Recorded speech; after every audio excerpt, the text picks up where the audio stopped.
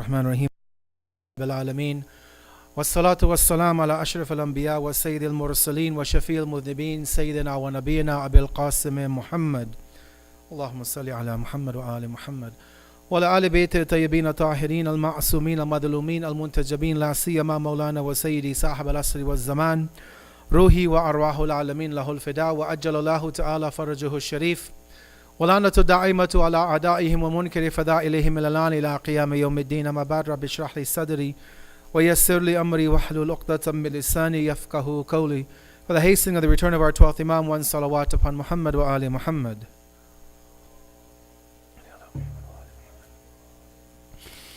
We continue on this evening in our look at the topic of knowing the 12th Imam, knowing the Imam of our time. And as we have been mentioning along in this discussion, that the importance of us knowing our Imam is so important that the Prophet of Islam has been quoted as saying, and this is the hadith which all Muslims are unanimous upon, that the person who dies and does not know, the Muslim who dies and does not know the Imam of their time, that person dies the death of Jahiliyyah. That is the pre-Islamic era. And so obviously we know as Muslims it is important to know Allah. We have to have the ma'rifat, the knowledge of Allah to the level that we can understand Allah based on the Quran and the way that the Prophet and the Imams have explained Allah to us. We need to obviously know Rasulullah, we have to know the Prophet, we have to not only know his seerah, his biography, we have to know his sunnah, the way of his life, because we are obligated or highly advised at least to follow the tradition of the Prophet, the sunnah of the Prophet. And as an extension, we are also required to know the Imam of our time, because he becomes the connection or the link that we have back to Allah. The true way to know Islam is through the Imam of the time, because he is taking his understanding of the religion from his forefathers, and he obviously goes back to Rasulullah, and obviously the Prophet has his guidance from Jibreel, which is given to him by Allah. So today in session number 9 we want to continue in our discussion on responsibilities towards the Imam of our time. And just as a reminder that we're basing this discussion on the following two books that are both available in English. One is called, the translation is called The Criterion of Nobilities on the Benefits of Praying for Imam al-Mahdi, which has been translated in 2 volumes and is available online. And also the second book, which is also available online, which is called The Last Luminary and Ways to Delve into the Light, which I have translated. And this book contains 80 responsibilities that we have to the Imam of our time, and it's divided up into 90 chapters. So we're taking most of the information of these sessions from a mixture of these 2 books, but relying more so on the second title. Today again I want to look at 2 unique responsibilities that we all have towards the Imam of our time. And also, just as a note, we should keep in mind that when I say that these are responsibilities to the Imam of the time, they may not necessarily be directly related to him as an individual, but there will be some component of him within the context of these responsibilities, and we'll see this in the example for today. So today, out of the 2 I want to look at, first I want to look at the 6th responsibility in this discussion, which is a written or digital propagation about the Imam and about Islam on a whole. Now, I've talked about this in the past, that we as Muslims have an obligation to teach others about our religion. We're not obligated to convert people. We are not like other religions where we go knocking door to door to try to convert people to Islam. But we do owe it to the legacy of the Prophet to teach and educate others about our religion, to at least at the minimal, to remove any misconceptions which people may have in the minds, in their minds based on the world that we live in. You know, obviously today in this contemporary era with social media, with 24-hour news networks, with people, Muslims, so-called Muslims, acting in a way contrary to the religion, we see that many non-Muslims, and even Muslims for that matter, have taken a very bad impression of Islam. They have looked at it in a negative light. And so we owe it to the religion, and we owe it obviously to ourselves and our future generation, to be able to convey the true mission of Islam. In this hadith which I want to mention today, that comes to us from the 8th Imam, Imam Ali ibn Musa Radha, may God's peace and blessings be upon him. He talks about one aspect of written propagation about the Ahlul Bayt. And he says that there is not a single believer who recites a poem in the Ahlul Bayt's praise except that Allah builds for that person a city in paradise. And the city, he says, is more expansive. The expanse is more than this world 7 times over. And in that city, all of the close angels of Allah and every appointed messenger will come to visit that individual. So this is just one example. And there are numerous traditions that talk about the need for us to write, to speak, to propagate about about Islam, about the Ahlul Bayt alayhimus salam in specific. Here the 8th Imam has given us example about poetry. Right? And we know that for the last 14 centuries, when it came to poetry about Allah, about the Prophet, about Ahlul Bayt, it was traditionally in Eastern languages, in Arabic, in Persian, in Urdu, in many of these languages, in Turkish. There are thousands, probably, if not millions of words of poetry written about the Ahlul Bayt alayhimus salam. Now, obviously, we are in a new era. We're in a new country, in a new environment. We have a unique language here. And so we also have to keep in mind the needs of our own contemporary era and our generation. And that's why we always try to encourage the new generation to take up the pen, to write poetry about the Ahlul Bayt, to compose words of praise of Allah in English, or maybe in French, or maybe in Spanish, or whatever the colloquial language of that center may be. But the point here being is to ensure that we protect and preserve the legacy of Ahlul Bayt in a way that we and the new upcoming generations can benefit from. Obviously, it's not limited to poetry. This is one example of the Imam. I want to just give a few other examples of another way of propagation of the Ahlul Bayt's teachings alayhimus salam. And that is really in the area of English literature. Right? When we look at one of the mediums of how people take in knowledge, how we learn more about our religion, how we can convey it to other people, many times people won't come to a religious center. They won't come and want to sit through a lecture of 30 minutes, 40 minutes, an hour. But we know, because of the way that the world has transformed itself, that via technology we can easily convey, teachings at the push of a button.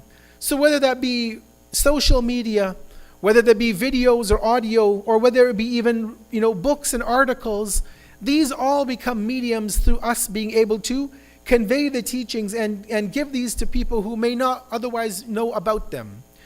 When we look at the English language, because obviously our language here is English, we see that we are lacking in a lot of areas in terms of literature about Islam, and more specifically about the Islam as taught by the Prophet and the Ahlul Bayt. Just to give you a few examples. One is a commentary of the Quran. Right? We have this Quran, which we have, mashallah, a full shelf there full of Quran. And all of our homes, I'm sure, have at least one copy of the Quran printed. Maybe multiple. We all have the Quran on our smartphones, on our tablets, on our computers. We all can read the Quran, probably to an extent, at least of pronunciation of the letters of the Arabic. Maybe we have a translation so we can understand what we're reading. But a question comes up is that, do we understand what we recite? For the most part, a majority of Muslims, whether you are Arabic born, Arabic speaking or not, I would like to say that a majority of Muslims don't understand the actual Quran. We're very good at memorization. We have competitions in our centers to memorize the Quran, to recite the Quran, to listen to it being recited. But if we ask, even for example, what is the translation of Surah Al-Fatiha? 7 verses that we read at least a minimal of 10 times a day in our wajib prayers, 70 times a week. That's 210 times a month, thousands of times a year. Many people may not be able to come and articulate a clear translation in English or in their native tongue of Surah Al-Fatiha, which we recite so often every day in our lives. And then a question will come, well, if you've memorized it, if you know the translation, do you know the meaning of Surah Al-Fatiha? What does the word, for example, Alhamdulillah mean? Why does Allah use Ar-Rahman and Rahim? Why these two traits? What do they mean? What is the root of them? What is the difference? because they both come from the same root word. Rahman and Rahim are from the same source of Rahmaniya, the mercy of Allah. But do we know the difference between the two? We ask Allah, Ihdina sirat al-mustaqim, keep us or guide us onto the straight path. Do we know from the Quran what that straight path is about? Do we know any ayat, indicators that could guide us to find that straight path that we keep asking Allah for? These and many other questions should come up because we recite this so often. And we're not commentators ourselves, but we should be able to tap into scholars who have written. But when we look in the English language today, we don't have, as a community of followers of Ahlul Bayt today, we don't have a single comprehensive commentary of the entire Quran in English. We have people who have done, for example, portions of the Quran, like Al-Mizan has been translated. The first 7 volumes of 20 are available in English. Tafsir of Namuna of Ayatollah Nasir Maqam Shirazi, we've translated 2 volumes into English. But we have literally thousands of commentaries in Arabic and Persian that we don't have in English. And so this is one area that is so lacking in our community and in our Shia society, that we don't even have a thorough commentary of the Quran in English that we can pick up and say, you know, I want to learn about Surah Hud, for example, or Surah Ibrahim, or Surah Yunus, and find a commentary of it. Because unfortunately it doesn't exist in English, a comprehensive which would cover many aspects of these and many other surahs. So one of the areas that we lack, that we have to think about and we have to push forward if we really want to learn the Quran, is to have literature available in the field of Quran. Another area that I point to is our prime books of hadith. Now we know that we have thousands of volumes of books of hadith. We have multiple scholars through the last 14 centuries who have written, compiled, put together books of hadith, the sayings of the Prophet, the sayings of the Imams of Ahlul Bayt. We have books like Al-Kafi, like Al-Istibsar, like Man La Yahdurul Faqih, like At-Tahdhib, like Biharul Anwar, like Wasa'il al-Shia. These and hundreds of other books are there in Arabic. Some of them have partial translations, if not full, into Farsi, into Urdu, into other languages. But we haven't got a full translation, except for Al-Kafi, and that too is very difficult to get our hands on in English. We don't have a comprehensive translation of all of our hadith.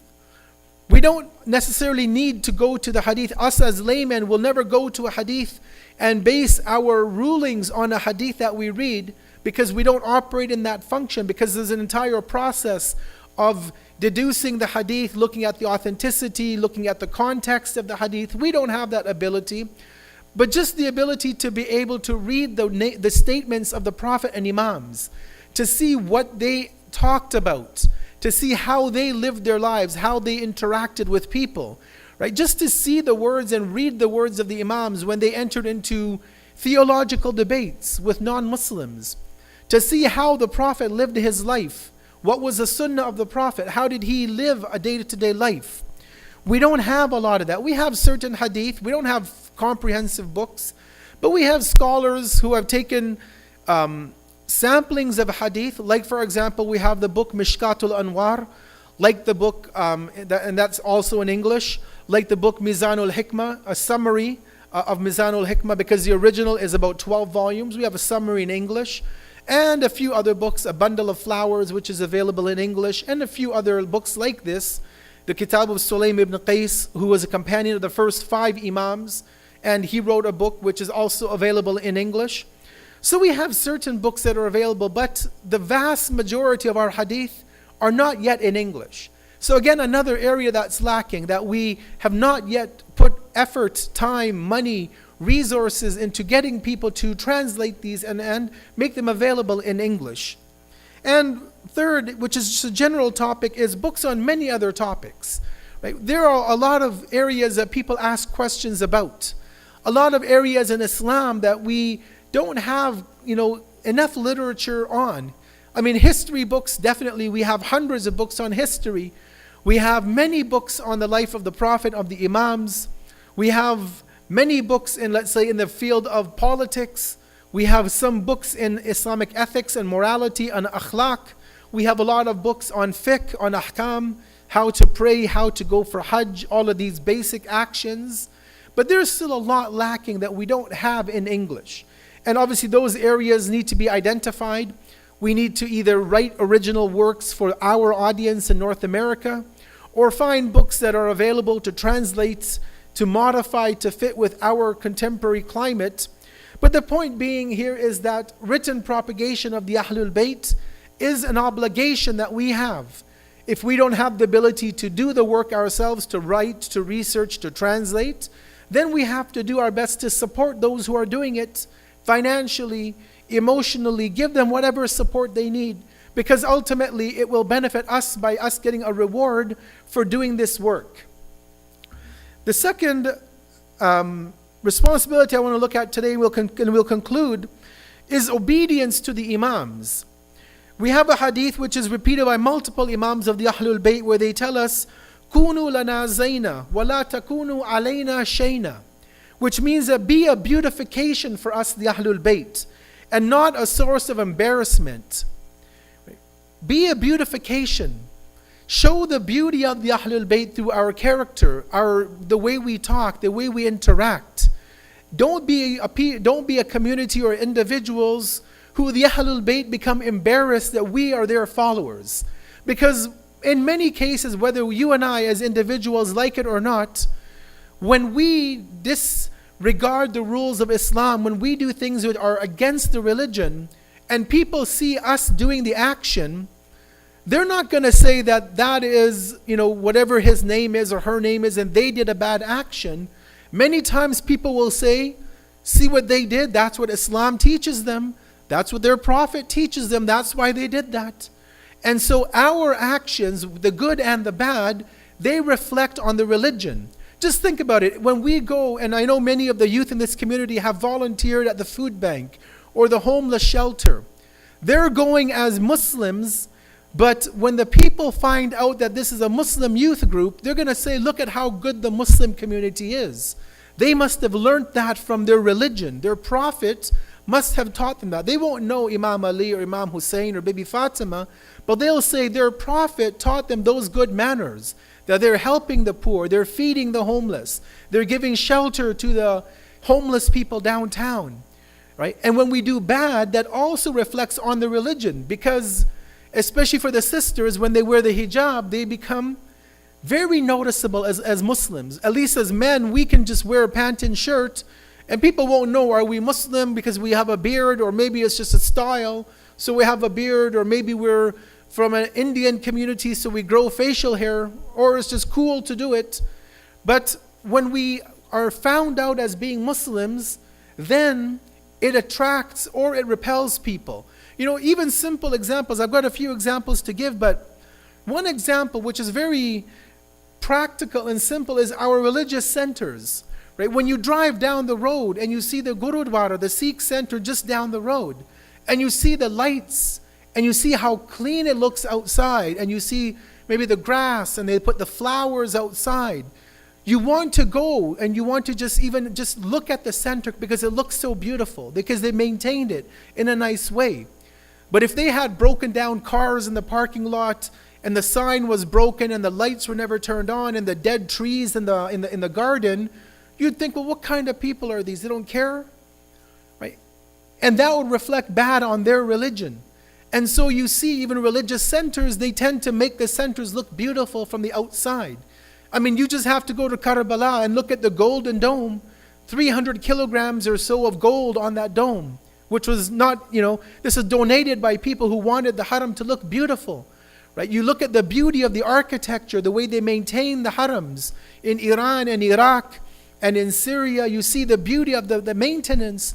They keep everything clean. They don't leave garbage outside on the sidewalk or in the front of the building for weeks and weeks, that people look at garbage sitting outside of the center, because this has an impact on what people think about us.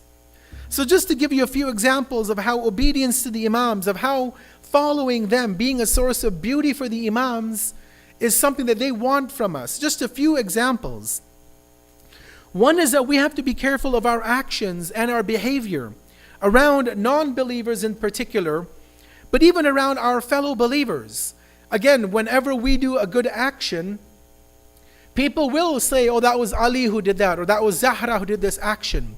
But more so, they will say, oh, well, they're Muslims. They must have something in their religion that teaches them these good things. And so our good actions reflect on the religion. And people will say, well, oh yeah, you know what, their prophet must have taught that to them. But when we do those bad actions, we have bad behavior around people, again, that will reflect on the religion directly. People will forget about you and I, but they'll remember that, oh yeah, I had a Muslim colleague one day at work, and he was really foul language, and he would take things from the office, and he would come late. You know, they will remember that and somehow attribute it to the religious teachings. Also, we have to watch our words, both what we say verbally to one another and also digitally.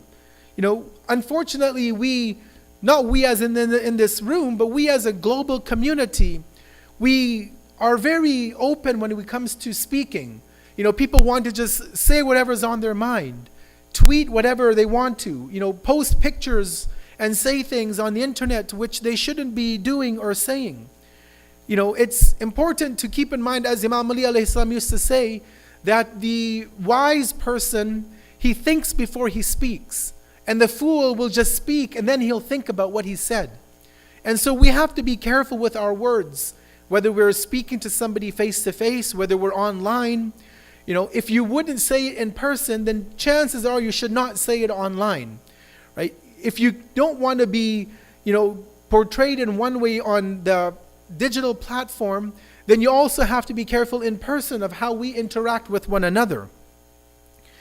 Point number 3 that I wanted to mention is that we have to be vigilant when we're on social media.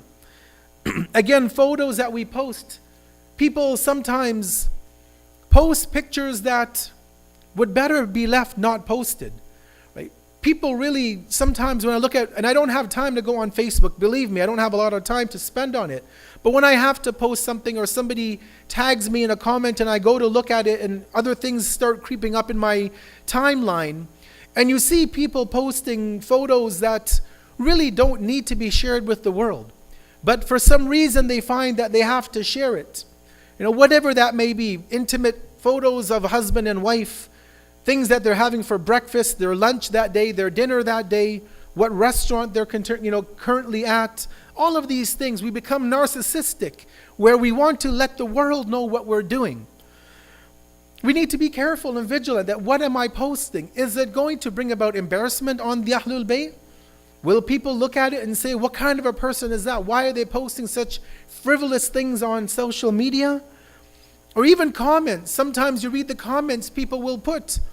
There'll be a post or picture of a girl in hijab, and for some reason she posts her picture on Facebook, and then you'll have men that will comment, MashaAllah, sister, you look beautiful in hijab. That color of hijab really compliments your eyes, you know. Flirting with a woman on social media. First of all, she should not have posted the photo, but then why is the guy making flirtatious comments to a woman on social media? There's a problem on both sides. The man should not be looking at the woman's photo, because Allah tells the men in the verse of hijab, tell the believing men to lower their gaze. So lowering your gaze doesn't just mean when you're at school or at work, when you're on social media as well. And the women obviously, and men and women both, need to be cognizant of what they post. You know, sometimes you see guys that are on the beach in their tank top or even shirtless, and they're posting pictures on Facebook that they're on the beach. Well, that's great, enjoy the weather, but don't show the world what you're doing. And you know, not even that, even people who are engaged in religious actions, sometimes you'll see these photos of people in Muharram with their shirts off and they're doing matam, and they'll post their picture on Facebook. This is haram, not makruh. This is haram to show your body like this to strangers. So even religious actions can be prohibited to post. It's not just beach photos and sunbathing photos. Even religious images can be forbidden to post on social media. And last but not least, and I'll end with this, obedience to the Imams being a source of beauty to the Ahlul Bayt means that we should never impose on our religion what Islam has not said. If you have an opinion about Islam, about a religion, about a fatwa, keep it to yourself. Right? I'm not saying that we don't have freedom of thought. We have freedom of thought in Islam. But when it comes to religious rulings, the Prophet and Allah knows better what the rules are. Rasulullah knows better what the rules of Islam are. And our Maraja who spend 30, 40, 50, 60 years in studying the sources, they have a right to an opinion. For me to come up and say, well, I don't think that rule of Islam really makes a lot of sense to me. Okay, you can bring up that point in a very respectable fashion and say, I don't understand it.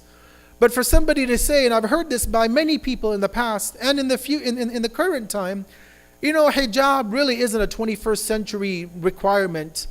You don't really have to wear hijab to be a good person. This is just for for 1,000 years ago when men were a particular way. Today, there's no need for hijab. People say this. They have their own personal opinion, right? We all have opinions on what Islam should and should not be. We have people who will question the rulings of a marja. We've seen it happen even on Eid Day, for example. People will say, this method of prayer is not correct. We should follow a traditional method. No, when the marja gives a ruling, why are we complaining? The Marja said that you follow a particular rule. Why are you being holier than the Pope, holier than the Marja? He has a ruling, you follow it. If you don't like it, change taqleed. Go somewhere else or find out why he has a change in his ruling. But we need to ensure that we never impose our personal agenda on Islam. We should never say that I think Islamic rulings should be this. I think there should be no issue or no need for a beard. I think I don't need to wear hijab. I think this, I think that.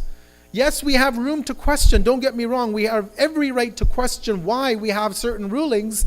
And Allah gave examples. The Prophet would give us examples. We have hadith in books, for example, Shara'i al-Islam, or rather Ilal al-Shara'i from Shaykh Saduq, where he answers why certain things are in the religion.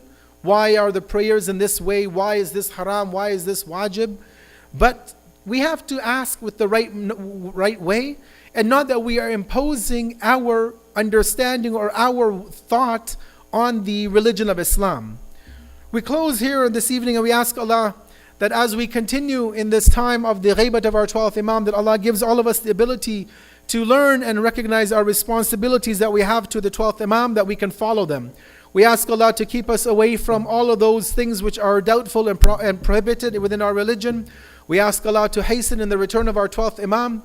And we ask Allah for our iman to be such that we can be ready to submit unquestionably and without any reservation to the 12th Imam when he makes his return. رَبَّنَا تَقَبَّلْ مِنَّا إِنَّكَ أَنْتَ السَّمِيعُ الْعَلِيمُ. Let us conclude by reciting a Surah Fatiha for the thawab of all the marhumin, all the deceased who have left this world from our communities, our families, our friends. One of our friends in Ontario, his brother is critically ill in hospital. For his thawab as well, let us remember him and let us ask Allah to grant him a speedy recovery through the blessings of Muhammad and Ali Muhammad with a salawat, and then one Suratul Mubarakatul Fatiha. Sallu ala Muhammad wa Ali Muhammad. Allahumma salli ala Muhammad wa Ali Muhammad.